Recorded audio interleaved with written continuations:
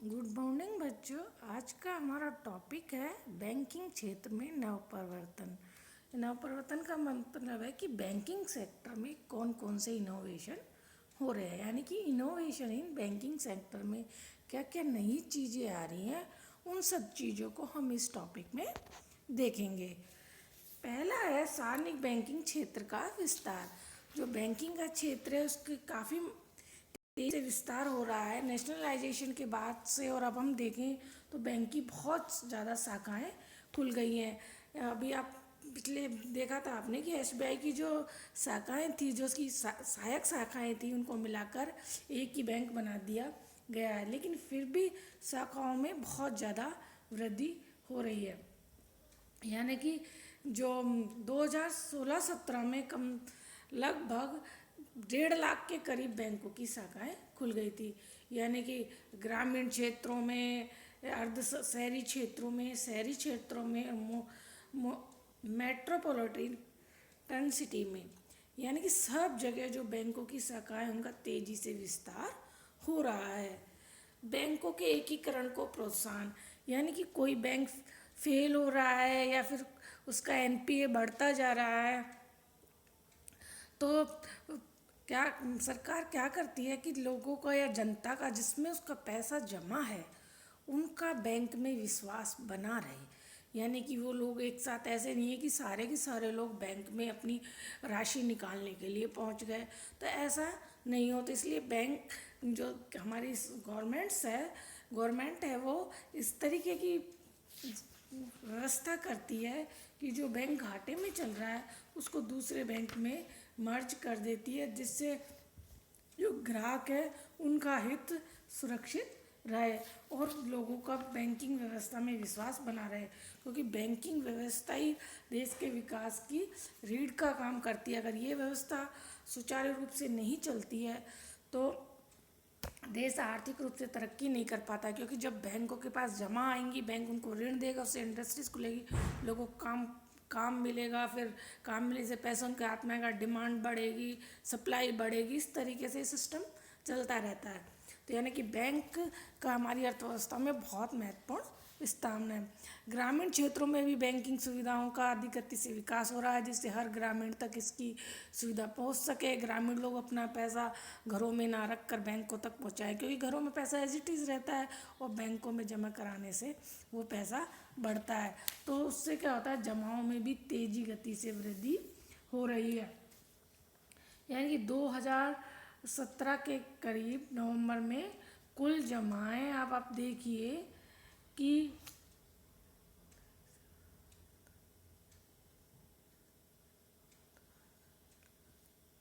1,07,068 billion, इतनी सारी जमाएं थी। इसमें से आप देख रहे हैं कि धीरे धीरे जो लोगों का विश्वास है वो बैंकिंग सेक्टर में बढ़ता जा रहा है और लोग अपनी जमाओं को वहाँ तक पहुँचा रहे हैं।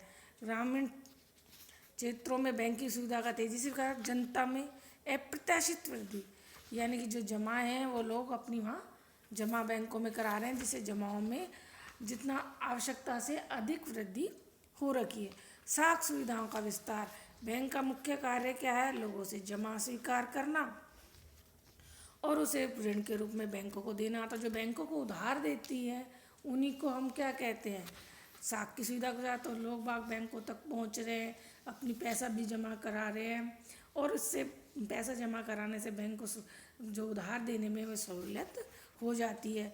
क्योंकि बैंक के पास पैसा होगा तभी वो बैंक उधार देगी। क्योंकि बैंक सीसीआर और एसएलआर वाला रेशो अपने पास रखने और आरबीआई में जमा कराने के बाद जो शेष पैसा बचता है उसे बैंक जो है ग्राहकों को उधार दे देती है उनकी मांगने पर आवश्यकता अनुसार।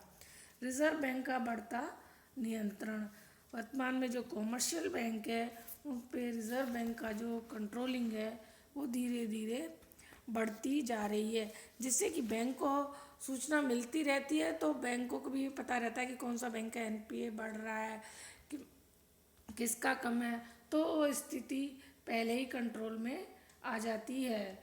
तो जैसे 2006 में यूनाइटेड वेस्टर्न बैंक को भारतीय औद्योगिक विकास बैंक में विलय किया गया। भारत में बचत ब्याज दर, सावधि जमा दर, ऋण दर, इन सब पर नियंत्रण आरबीआई का ही होता है और आरबी द्वारा इनका नियंत्रण किया जाता है। अग्रणी बैंक योजना, लीड बैंक योजना।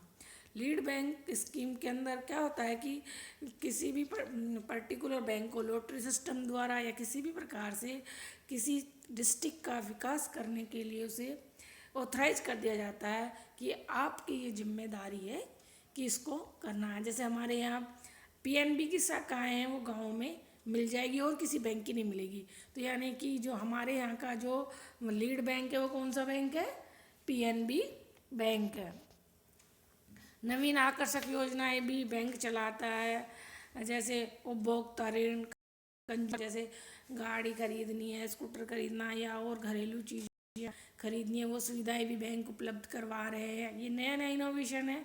मोबाइल बैंक, यानी कि ग्राहक बैंकों तक नहीं जा पाता है तो बैंक ग्राहकों तक पहुंच जाता है और लोगों के खाते खोलता है। तो एक वैन देखी होगी आपने घूमती फिरती, उसमें बैंक का नाम लिखा रहता है, तो उसे मोबाइल वैन कहते हैं। नाबालिग बचत खाता, यानी कि जो अंडर 18 से कम के हैं उनका आप खाता खुलवा सकते हो। उपहार योजनाएं भी आती हैं त्योहारों पर बैंकों के द्वारा, और बैंक अपने ग्राहकों को घूमने के लिए भी सुविधा देता है कि अभी आप घूम आइए और आप बाद में आप उसका पेमेंट कर देना। इसके लिए बैंक ग्राहकों को यात्री चेक दे देता है और ग्राहकों को पैसे ले जाने से मुक्ति मिल जाती है। कृषि ऋण और सामान्य ऋण, दोनों तरह के ऋणों की व्यवस्था की हुई है। सामान्य ऋण में तो जो कंज्यूमर है, ग्राहक को लेता है वो ऋण है। कृषि ऋण में मेन कर आजकल किसान क्रेडिट के द्वारा किसानों की स्थिति में भी सुधार हो रहा है और किसान कर्जे में, महाजन और साहूकार के कर्जे में नहीं दब पा रहे हैं और अपना कार्य कर पा रहे हैं। तो इसमें किसान कार्ड है जो महत्वपूर्ण भूमिका निभा रहा है। इसमें किसानों के लिए एटीएम की व्यवस्था भी कर दी गई है। पर्यटन बैंकिंग यानी कि नाम से ही पता है, लग रहा है कि घूमने फिरने के लिए बैंकों द्वारा व्यवस्था की जाती है, यानी कि टूरिज़्म को बढ़ावा देने के लिए कि सारी सुविधाएं मुहैया कराई जाती हैं।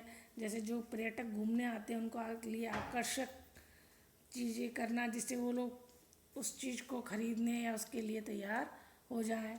जैसे कोई योजना ले आई, चारों धाम की यात्रा करो, जो टिकट पहले लेगा उसे ये सुविधा मिलेगी। इस तरह की बैंक जो है तरह तरह की योजनाएं पर्यटकों के लिए भी लाते रहते हैं।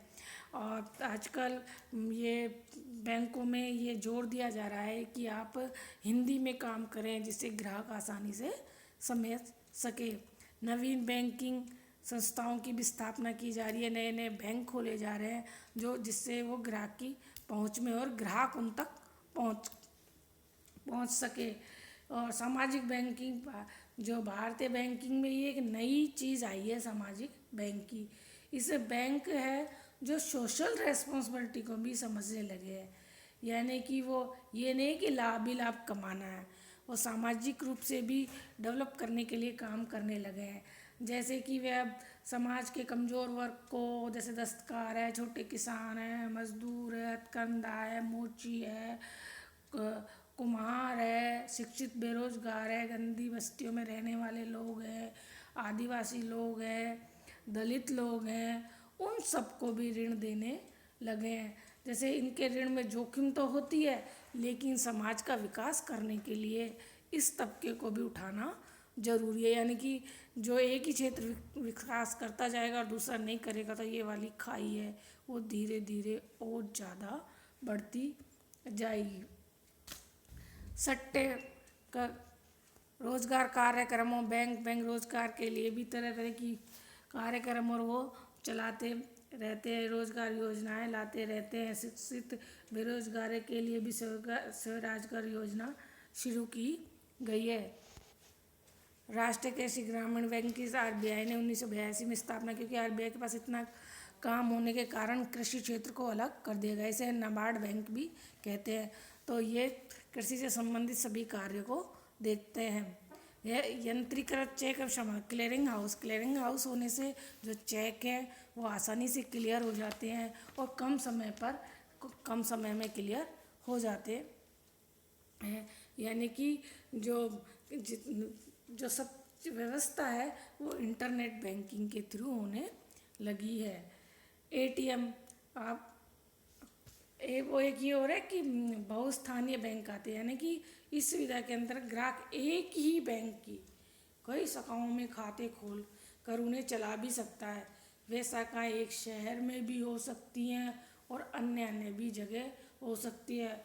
और ऐसे बैंक की चेक बुक का उपयोग ट्रैवलर्स चेक के रूप में भी किया जा सकता है। एटीएम एनी टाइम मनी या तत्काल आप आसानी से कभी भी कैसे भी सातों दिन और 24 घंटे आराम से पैसा निकाल सकते हैं। तत्काल पैसे का ऑनलाइन बैंकिंग सिस्टम आ गया है, ऑनलाइन इंटरनेट बैंकिंग है जिसके द्वारा फटाफट पैसा आराम से जल्दी से ट्रांसफ़र कर सकते हैं। समय, कागज़ और परेशानी सबसे हमें मुक्ति मिल जाती है।